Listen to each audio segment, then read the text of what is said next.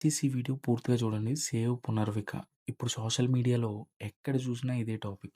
మీలో ఎంతమందికి తెలుసు ఇంపాక్ట్ గురు అనే ఒక క్రౌడ్ ఫండింగ్ యాప్ గురించి?